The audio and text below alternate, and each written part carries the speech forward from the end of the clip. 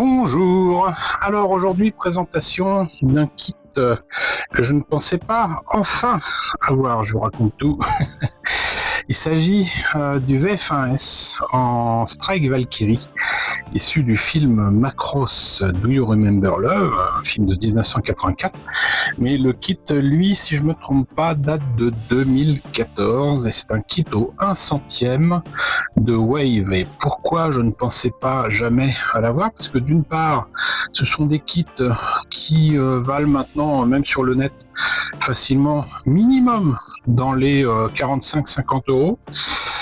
Mais en plus de ça, c'est un kit que j'avais commandé il y a longtemps, enfin pas ce modèle-là. C'était un kit de Wave, ça restait une Valkyrie au 1 centième de Macross, mais c'était pas la Strike Valkyrie VF1S. Mais quoi qu'il en soit, donc je l'avais commandé sur HLJ et je ne l'ai jamais reçu. Et c'était quand même bien frustrant cette histoire-là. Parce que soi-disant c'était la Poste qui avait tenté de me le livrer et n'avait pas réussi à le faire. Vous connaissez l'histoire. Je pense que le colis n'a pas été perdu pour tout le monde. Mais voilà. Donc reste que là c'est un kit au 1 centième. Je l'ai trouvé il y a quelque temps sur Vinted à 15 euros. Et franchement, c'est un prix plus que raisonnable. Beaucoup plus que raisonnable. Vous voyez déjà qu'à la présentation, sur la boîte, ça vaut bien les illustrations qu'il y a sur les boîtes de Hasegawa. Par contre, c'est quand même nettement plus petit que du Hasegawa, puisque c'est un kit en 1 centième. Pour autant, en le recevant, parce que je l'avais jamais eu entre les mains, j'ai été surpris par la taille, plutôt l'épaisseur de la boîte. C'est même plus épais qu'un kit Hasegawa.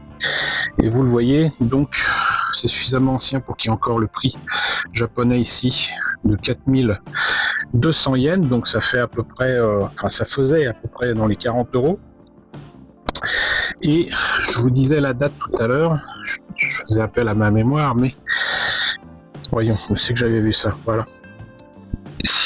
Donc 2014, Wave Corporation. Wave qui d'ailleurs m'avait un peu déçu, notamment pour le VF4 que je vous ai présenté il y a des années, mais là, franchement, si ça donne ce résultat-là, une fois monté et peint, franchement c'est pas mal. Franchement c'est pas mal. Et si c'est que c'est au 1 centième, c'est assez proche des détails et de la qualité qu'on pourrait s'attendre d'un kit Hasegawa qui lui est au 1,72. Là c'est du 1 centième, et les kits 1 centième j'aime bien, parce que là aussi je vous ai présenté il y a des années les versions Harry et Imai 1 centième des Valkyries, notamment des Super Valkyries, et donc voilà quoi. Ça fait plaisir d'avoir dans, j'allais dire, cette échelle qui pour moi est historique, hein, parce que mes premières Valkyries étaient au 1 centième. C'est sympa, mais il y a aussi une autre particularité, c'est que ce Batloid, je n'ai pas précisé, mais cette Valkyrie n'est pas transformable. Il n'y a que la version donc robot, la version humanoïde Batloid, donc il n'y a pas la version Gearwalk, il n'y a pas la version Fighter, mais vous voyez qu'il y a ici donc apparemment un socle qui reproduit en fait le sas de départ de la Valkyrie qu'on voit au début du film de Macross de 84, et ça je trouve ça bien trouvé, parce que c'est raccord avec Macross, c'est beau, ça ne peut que nous remplir d'aise, et je crois qu'on a fait le tour de la boîte. Donc ce que je vous propose maintenant, c'est de voir avec moi ce qu'il y a à l'intérieur. Alors, ce que je trouve rigolo, c'est que parfois, il y a des souvenirs dans les boîtes. Et là, il y en a un particulier, puisqu'il s'agit carrément donc du reçu envoyé par HLJ, ou Billing Japan, à la personne qui m'a certainement vendu la maquette, qui est en Italie. Et donc, on voit bien que, en plus, ça a été fait en 2018. Moi, je trouve ça rigolo. D'ailleurs, du coup, je vais le laisser, alors que ça me concerne pas trop. Ce que je trouve moins rigolo, c'est que quand je l'avais acheté, il était précisé que c'était neuf, complet, sous boîte, machin. Je vais vous montrer notice tout à l'heure, mais la première chose que j'ai vue, c'est ça. Et ça m'a pas franchement rassuré, parce que je me suis dit, qu'est-ce que c'est que cette histoire, il manque des pièces. Alors rassurez-vous, même si le vendeur était soi-disant pas au courant que c'était un objet qui lui avait été confié, patati patata, les excuses habituelles, le fait est que, en fait, c'est la tête qui a été montée, et le kit n'a jamais été terminé. Donc ça a été correctement monté, il n'y a pas des ergots dans tous les sens, c'est déjà ça. Donc entre guillemets, j'ai pardonné, mais j'ai quand même indiqué que on ne vend pas une maquette soi-disant complète en se disant que une grappe comme ça qui est dans la boîte, qui était bien en évidence, c'est complet, c'est pas possible. Donc avant de vous montrer les pièces, on va passer à la notice. Voilà.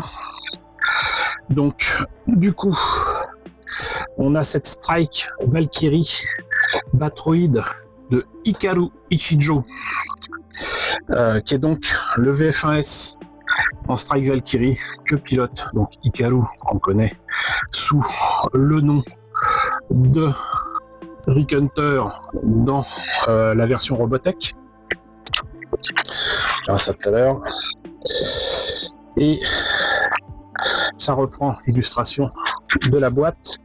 On a là la planche de décalco, nettement moins fournie que les planches de Hasegawa, mais croyez-moi, je vais pas me plaindre, parce que là au moins, je vais pas dire que ça va être simple, mais c'est moins compliqué en tout cas que les planches de Hasegawa avec des marquages de partout.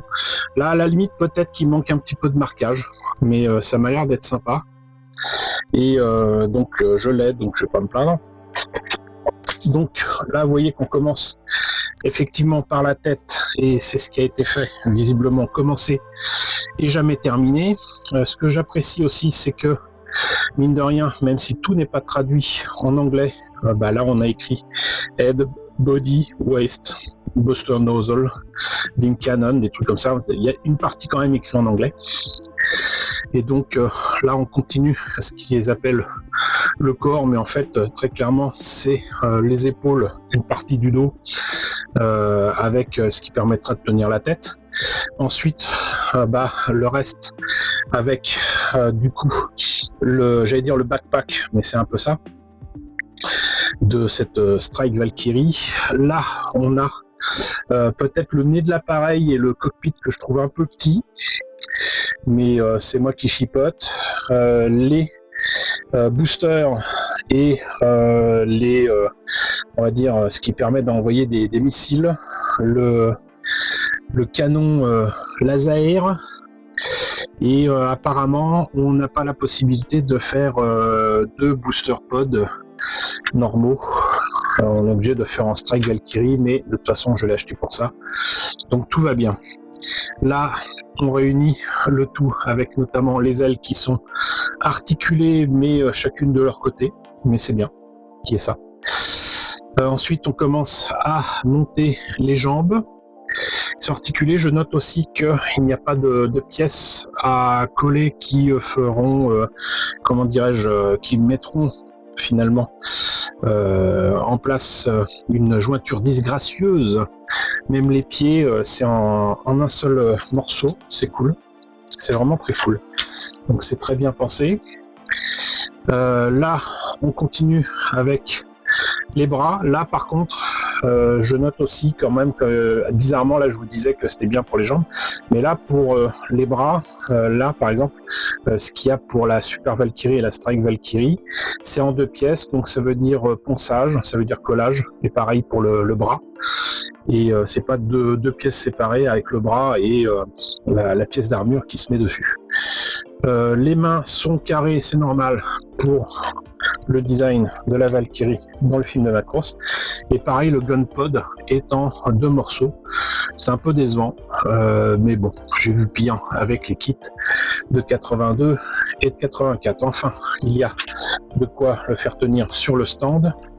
Et là donc, ce morceau que je trouve assez sympathique. Enfin, une dernière page en couleur avec les peintures à utiliser, les décalcomanies à poser, et ça m'a l'air sympathique. Et ça se termine surtout avec ceci, puisqu'en fait la particularité, je vais peut-être laisser ça là, c'est que en fait on a la possibilité de faire une version Gearwalk, même si je ne me rappelle pas que le VF1S de Hikaru Ichijo soit montré en Gearwalk à la fin du film, et surtout en Fighter et en Battloid. Mais du coup, ce qui se passe, c'est qu'en fait, ils disent qu'il faut démonter certaines pièces, c'est-à-dire qu'il ne faut pas tout coller, garder du coup les bras et les jambes du Battloid, enlever les jambes et les bras de la version Fighter, et il y a une pièce apparemment donc à rajouter pour pouvoir placer les bras, et ensuite une autre pièce aussi à changer pour les jambes qu'on placera ensuite sur le corps de la Valkyrie, et ça donnerait ça, ce qui m'a l'air fort sympathique ma foi, et que je ne ferai pas. Voilà, donc maintenant on va voir ce que donnent les pièces. Alors, puisque je vous présentais tout à l'heure la manière de passer du Battloid au Gearwalk, voici les pièces. J'aurais pas dû mettre les grappes derrière, désolé. Les pièces qui permettent de mettre les bras. Il y a des détails que je ne connaissais pas de la Valkyrie, mais c'est sympa qu'ils aient fait ça. Et donc les pièces qui permettent de modifier les jambes pour pouvoir les mettre en position correcte pour le Gearwalk. Donc ça c'est bien. Ensuite, pareil, je regrette d'avoir mis les grappes derrière, mais vous avez là la grappe transparente où a été prélevé très clairement le visor, les yeux, les caméras du VF1S. Et on notera que là, il y a de quoi faire apparemment. Je pense que ça c'est pour le VF1J.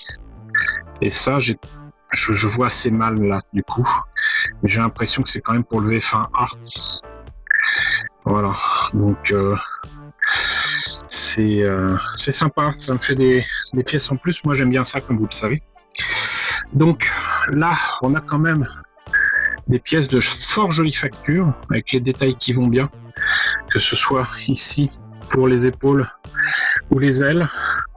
Là même le backpack, hein. Franchement, c'est sympa. Là, le torse, c'est encore plus sympa. Non, vraiment, je suis pas déçu du tout à ce niveau-là. Je vais continuer avec ce qui me tombe sous la main, je suis désolé. Donc là, on a quand même par contre des détails qui sont gravés, qui à mon avis sont juste peints sur le socle. Mais pourquoi pas.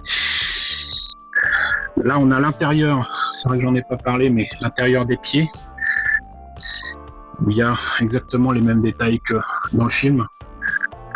Là, on a les pieds qui sont une seule pièce et le gunpod qui, lui, est en deux pièces. C'est joli. Puis le plastique au toucher est vraiment pas mal. Je vais quand même continuer avec les pièces blanches. Donc, là, on a ce qu'il faut pour les jambes. Et une partie là du torse avec donc le cockpit. Là on voit bien que non seulement c'est en une seule pièce pour l'avant de la jambe, mais qu'il y a aussi les petits ailerons là qui sont déjà dans la bonne position, il n'y a pas à les coller ni rien. Ça c'est vraiment chouette, croyez-moi, parce que à coller, que ça finit pas dans le bon sens, c'est pas génial. Alors là, je comprends pas, par contre, j'ai dû louper un truc dans la notice. Là, on a quand même les bras sans les pièces d'armure. Les mains, peut-être qu'en fait, il y a des pièces différentes, oui, ça doit être ça. Parce que là, je pense que je vais avoir pas mal de pièces en trop, entre guillemets. Parce que là, nous avons donc tout ce qu'il faut pour faire les jambes, et là, on a la pièce d'armure de la Strike Valkyrie, mais ça va avec le reste de la jambe. Donc il y a très clairement des pièces en trop, et effectivement j'avais un peu ouvert les yeux, je les aurais vus, mais là, donc, on a les bras avec les pièces d'armure. Donc, ça veut dire que j'aurai des bras en plus et c'est très cool. Là, on a des boosters du Strike Pack avec des détails fort sympathiques ma foi, mais j'ai l'impression que d'une marque à une autre ça réinterprète les méca design. Il y a les thrusters des boosters aussi. Là on a des pièces d'articulation donc en plastique un peu mou quoi. Voilà. Ah, j'avais pas noté ça, que en fait il y a la bande qui se met sur le gunpod. C'est souvent oublié sur les maquettes de Macross, mais c'est ce qui permet de tenir le gunpod assez bizarrement à l'ancienne. Et là donc nous avons, parce que du coup il y a encore plus de pièces pour... non, et ben non, je n'ai pas en double cette pièce là, c'est bien dommage, mais je vais faire avec. On a donc le canon, la partie pour lancer les missiles, les boosters. Et ben écoutez, même le backpack, je pense que j'aurai des pièces en trop, en tout cas qui correspondent à la Valkyrie normale. Donc bah écoutez, voilà, on en a fini avec donc ce VF1S Strike Valkyrie de Hikaru Ichijo pour 1/100 de Wave. J'espère que cette présentation vous a intéressé. N'hésitez pas à me dire ce qu'il en est dans la section commentaires. N'hésitez pas à liker, n'hésitez pas à partager, n'hésitez pas à vous abonner. Si ce n'est pas déjà le cas, coucou aux nombreux abonnés qui nous ont rejoints ces derniers temps. Bienvenue ici, coucou aux grands anciens qui me suivent depuis 10 ans. Merci à tous de votre fidélité. Merci à tous de votre soutien sur Tipeee et sur Paypal. Surtout, prenez soin de vous. Je vous laisse avec la liste des contributeurs de la chaîne et je vous dis à très bientôt, qui sait, pour la présentation d'un autre kit Macross.